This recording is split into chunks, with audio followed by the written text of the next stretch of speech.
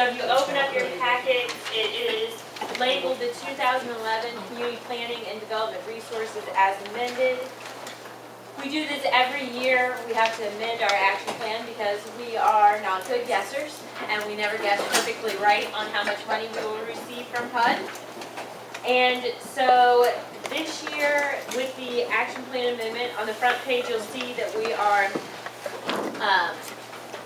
canceling 2 CDBG projects from previous years. The first one being the Dayton Urban League Job Readiness Program. We're canceling that one because the organization is no longer in business. And then the 2010 Brownfield Redevelopment Funding, we're proposing to cancel that project due to the fact that the intended use of that funding was not really well defined, and so with the current budget and the current budget cuts in CDBG, it was decided that it would be better used to cover some of the shortfalls in the current budget.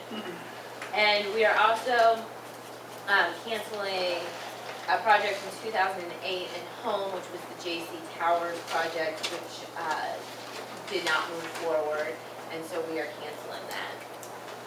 On the second page, you will see, and those who know me well, you know your pages aren't numbered, so there's that part of it. Actual amount that we will be receiving. We predicted that we would receive $6.8 million. We will only be receiving $5,742,000. So therefore, we had some significant budget adjustments to make based upon these numbers for CDBG.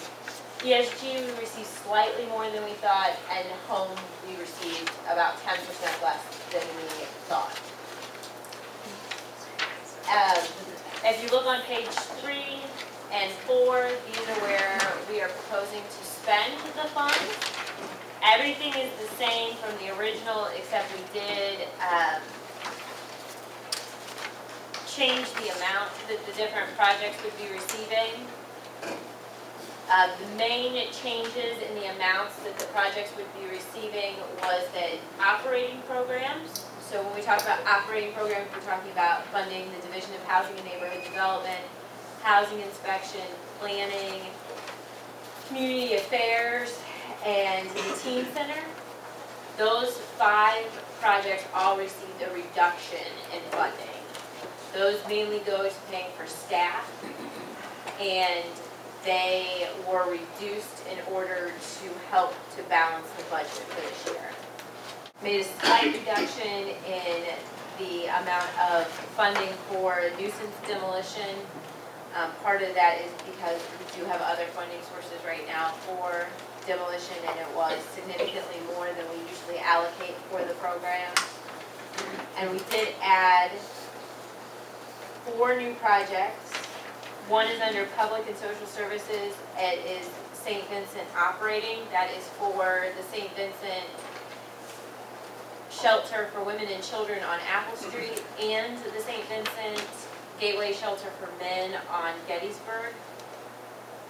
It will help offset some of the costs of actually operating the 2 facilities. We had hoped to give them much more than this. They are in need of much more than this, but with the reduction in funding, this was what we were able to provide for them. The street trees project, this is mainly for areas where we are doing significant demolition with NSP 1, 2, or 3.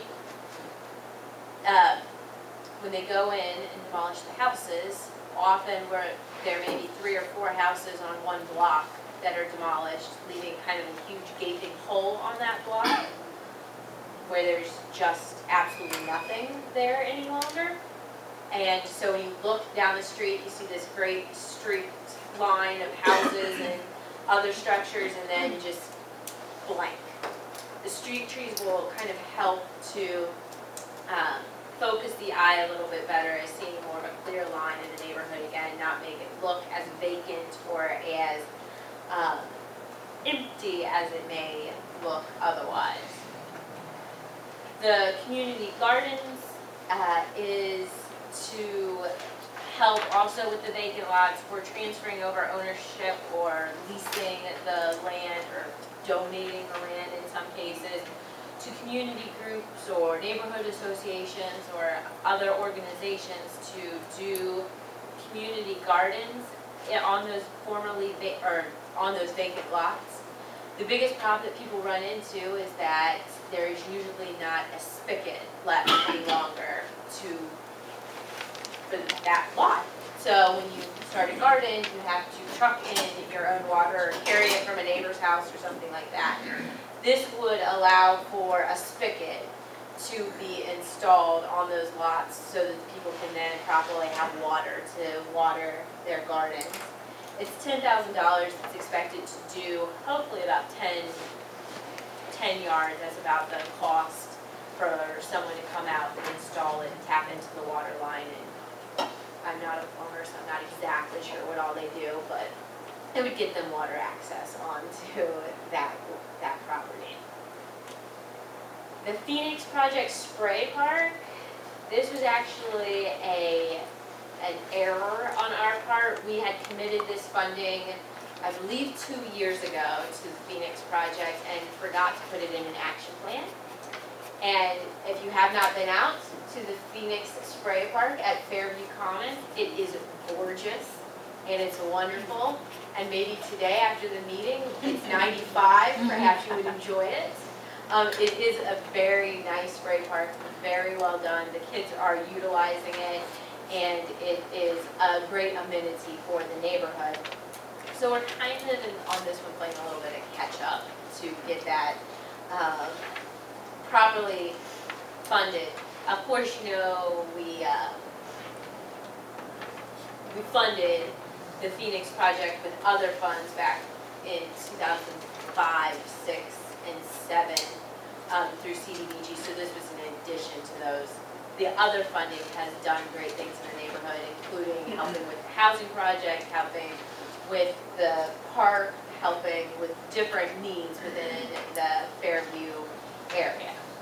So, Ms. Reaver, what are you saying, that there's some type of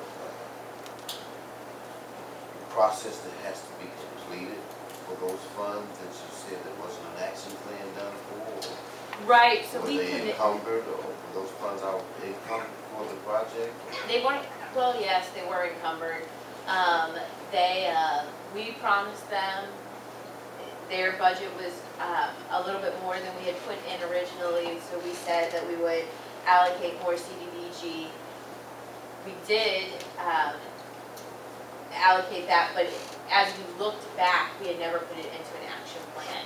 And HUD requires that if we fund a project, that it be in an action plan, so we're now asking for the approval of this one. I know it's backwards. The action plan. Well, technically, what you did is committed resources that have not been approved, okay? Correct. The park is in.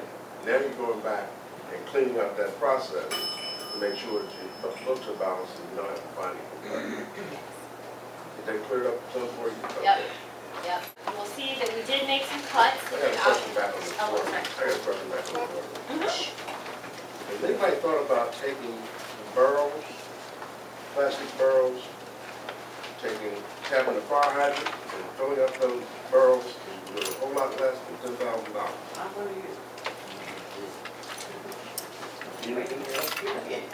But you know the big. Most of them are using rain barrels, so most of them are kind of using that green technology. The problem that we're having is mainly on larger scale community gardens. It's not your small community garden. It's a, 200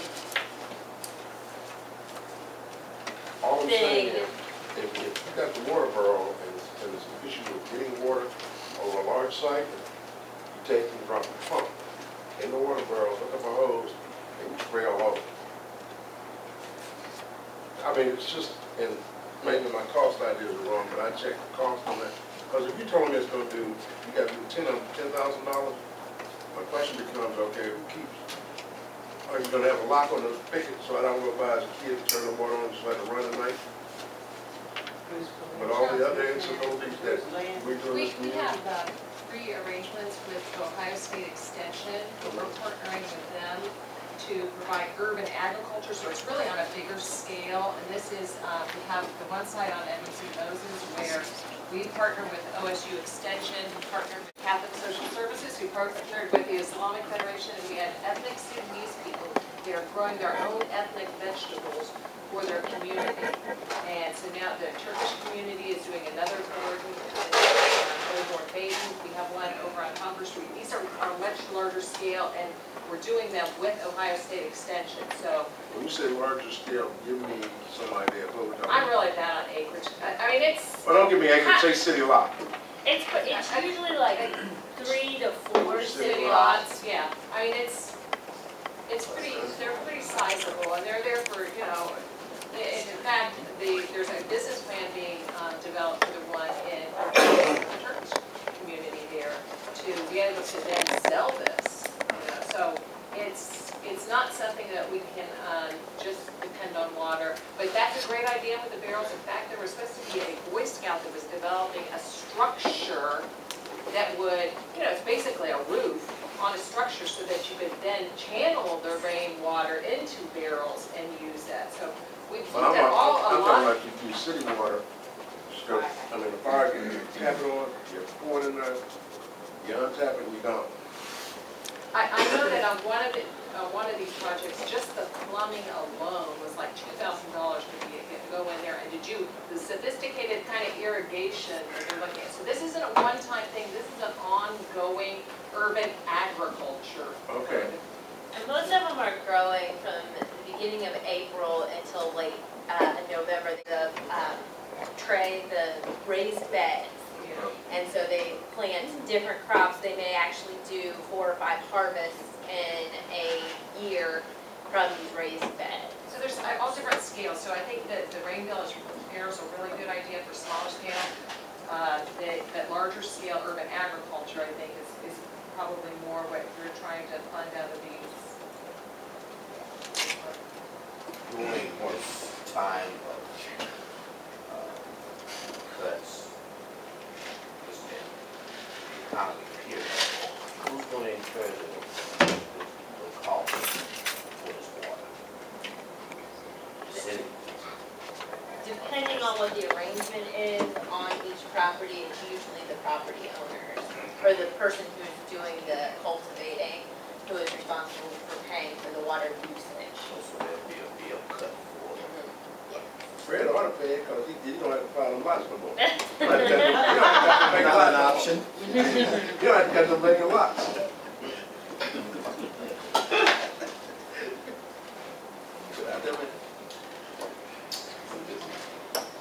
Down at the bottom, you will see an unprogrammed funds. There's actually, that 386, 786 should be 411, 786. That is the actual amount that is unprogrammed. That amount is unprogrammed, and it doesn't necessarily make sense why we would make all these cuts but still leave money unprogrammed. And the explanation is that currently they are doing the debt ceiling negotiations in Congress, and with those they are negotiating all of the funding for next year for all the different programs. Right now, CDBG will be cut anywhere from 15 to 50% next year. On top of that, next year we will have to feel the brunt of our population loss, which we are calculating to be about 20% of our allocation. Best case scenario right now for next year is that we will realize a 35% cut in CDBG. Worst case scenario is that it is a 70% cut in CDBG. We are thinking it's probably going to be closer to 45 or 50. Therefore, we need whatever we can get to help lessen the blow for next year.